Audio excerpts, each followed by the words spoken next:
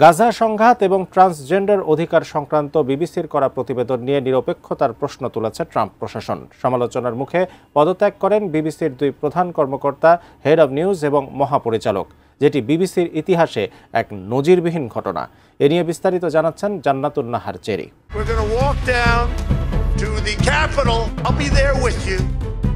যুক্তরাজ্যের সংবাদ মাধ্যম দ্য টেলিগ্রাফের প্রতিবেদনে বিবিসির একটি অভ্যন্তরীণ মেমো ফাঁস করা হয়। সেখানে বলা হয়, বিবিসির প্যানোরামা নামের একটি ডকুমেন্টারিতে 2021 সালের 6 জানুয়ারির মার্কিন প্রেসিডেন্ট ডোনাল্ড ট্রাম্পের ভাষণের দুটি অংশ একত্রে সম্পাদন করে এমনভাবে উপস্থাপন করা হয় যাতে মনে হয় তিনি সরাসরি ক্যাপিটল হিলে সহিংসতার আহ্বান জানিয়েছেন। প্রতিবেদনে বলা হয়, বিবিসি ডোনাল্ড ট্রাম্পের বক্তৃতার অংশ বিকৃত করে এমনভাবে প্রচার করেছে যাতে মনে হচ্ছিল 2021 সালের জানুয়ারিতে সমর্থকদের ক্যাপিটল হিলে হামলায় উস্কানি দিচ্ছেন তিনি।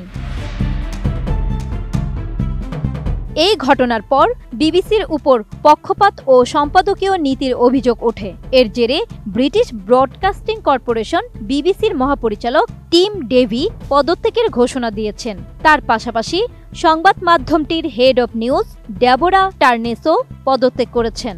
সোমবার বিবিসি এক প্রতিবেদনে তাদের পদত্যাগের বিষয়টি নিশ্চিত করেছে। আমি বুঝি নির্মাণের শিল্প, সালাম স্টিল বোঝে durability. Salam steel, most durable steel. Tim Davie টানা 5 বছর বিবিসির শীর্ষ পদে ছিলেন। সাম্প্রতিক বছরগুলোতে সংস্থাটিকে ঘিরে ধারাবাহিক পক্ষপাতিত্বের অভিযোগ ও নানা বিতর্কের কারণে তার উপর চাপ বাড়ছিল।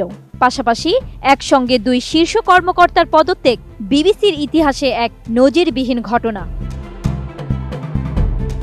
মূলত টেলিগ্রাফের প্রতিবেদন প্রকাশের পর থেকেই টিম ডেভি ও ডেবোরা টার্নেস চাপের মুখে পড়েন। ফাঁস হওয়া মেমোটি লিখেছিলেন মাইকেল প্রেসকট। তিনি বিবিসির সম্পাদকীয় মানদণ্ড বজায় রাখার কমিটিতে উপদেষ্টা হিসেবে কাজ করছিলেন। জুনে তিনি ওই পদ ছেড়ে দেন। এদিকে ট্রাম্পের প্রেস সেক্রেটারি ক্যারোলিন লেভিট এক্সে বিবিসিকে 100% ভুয়া খবর এবং একটি অপপ্রচারের যন্ত্র হিসেবে আখ্যা দিয়েছেন। তিনি টেলিগ্রাফে প্রকাশিত Trump goes to war with fake news BBC শিরোনামের প্রতিবেদনের স্ক্রিনশটও শেয়ার করেন।